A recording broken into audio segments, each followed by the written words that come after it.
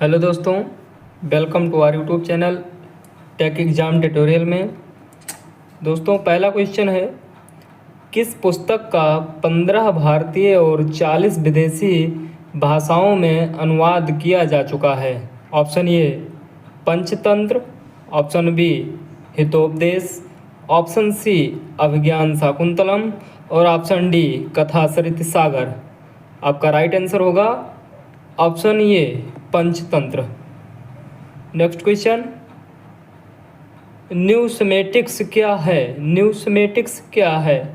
Option A प्राचीन पांडुलिपियों का अध्ययन, ऑप्शन बी सिक्कों का व धातुओं का अध्ययन, ऑप्शन सी ताल पत्रों का अध्ययन या फिर ऑप्शन डी ताम्र पत्रों का अध्ययन। तो राइट आंसर होगा ऑप्शन बी सिक्कों व धातुओं का अध्ययन। नेक्स्ट क्वेश्चन, मालती माघव के लेखक कौन थे? ये आपका एसएससी स्टेनोग्राफर परीक्षा 2011 में पूछा गया है। मालती माघव के लेखक कौन थे? ऑप्शन ए हर्ष, या फिर ऑप्शन बी शूद्रक, या फिर ऑप्शन सी भवभूति, या फिर ऑप्शन डी भास। तो राइट आंसर होगा ऑप्शन सी भवभूत। मालती माघव के लेखक भवभूत थे। नेक्स्ट क्वेश्चन, प्राचीन भारत में बौद्धेय कौन थे? प्राचीन भारत में बौद्धेय कौन थे? ऑप्शन ए चोलों के सामंत थे, या फिर ऑप्शन बी बौद्ध मत का एक पंथ था, या फिर ऑप्शन सी जैन मत का एक पंथ था, या फिर ऑप्शन डी एक गणतांत्रिक जनजाति थी। तो राइट आंसर होगा ऑप्शन डी, प्राचीन भारत में बौद्धेय एक गणतांत्रिक जनजाति थी। नेक्स्ट क्वेश्चन, मानव द्वारा सर्वप्रथम प्रयुक्त अनाज क्या था? यानी सबसे पहले मानव ने किस अनाज का प्रयोग किया या अपने यूज में किस अनाज को लिया? ऑप्शन ए गेहूं व जौ, ऑप्शन बी चावल और ऑप्शन सी ज्वार, या फिर ऑप्शन डी बाजरा। तो राइट आंसर होगा ऑप्शन ए गेहूं व जौ। ये आपका एसएससी 2011 में पूछा गया है। नेक्स्ट क्वेश्चन, बौद्ध जैन एवं ब्राह्मण धर्मों में कौन सी धारणा एक जैसी थी? यानी बौद्ध जैन और ब्राह्मण तीनों धर्मों में ऐसी कौन सी धारणा थी जो मिलती जुलती थी तीनों धर्मों में? ऑप्शन ए आत्मा की अनश्वरता, और ऑप्शन बी कर्मवाद का सिद्धांत, या फिर ऑप्शन सी ईश्वर में विश्वास, या फिर ऑप्शन डी कठोर तप और वैराग्य। तो राइट आंसर होगा ऑप्शन सी कर्मवाद का सिद्धांत, यानी जैसा कर्म करोगे वैसा फल आपको मिलेगा। यह बौद्ध धर्म और जैन धर्म तथा ब्राह्मण धर्म, ये तीनों में एक था, कॉमन था। नेक्स्ट क्वेश्चन, नालंदा विश्वविद्यालय किस लिए विश्व प्रसिद्ध था? यानी विश्व में प्रसिद्ध जो बिहार में नालंदा विश्वविद्यालय वो किस लिए प्रसिद्ध था? चिकित्सा विज्ञान के लिए, या फिर तर्कशास्त्र के लिए, या ऑप्शन सी बौद्ध धर्म दर्शन के लिए, या फिर ऑप्शन डी रसायन विज्ञान प्रयोगशाला के लिए। इस सीजीएल 2016 में पूछा गया है। तो राइट आंसर होगा ऑप्शन सी बौद्ध दर्शन के लिए, यानी बौद्ध धर्म दर्शन के लिए नालंदा विश्वविद्यालय विश्व में प्रसिद्ध था। नेक्स्ट क्वेश्चन, किस विदेशी यात्री ने भारत का दौरा सबसे पहले किया था? यानी ऐसा कौन सा विदेशी यात्री था जिसने भारत का दौरा जो है सबसे पहले किया था? Option A Fahien, option B Itsing, option C Hiuen Tsang, या फिर ऑप्शन डी मेगस्थनीज। तो राइट आंसर होगा ऑप्शन डी मेगस्थनीज। मेगस्थनीज ने एक विदेशी यात्री था जो सबसे पहले भारत में आया था। नेक्स्ट क्वेश्चन, प्राचीन भारत में किन में से कौन सा विद्या अध्ययन का केंद्र नहीं था? यानी प्राचीन भारत में इनमें से कौन सा विद्या अध्ययन का केंद्र नहीं था? ये सीजीएल 2014 में पूछा गया है। तो option A Kaushambi, option B Takshashila, या फिर ऑप्शन डी विक्रमशिला, या फिर ऑप्शन सी नालंदा।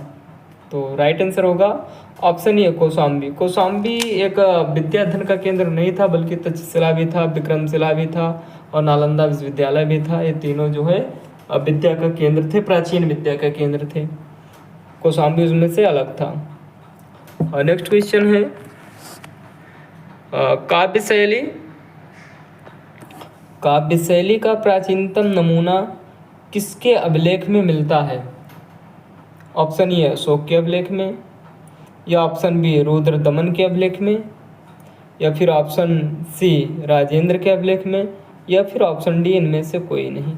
किसके अभिलेख में जो है प्राचीनतम काव्य शैली का नमूना देखने को मिलता है?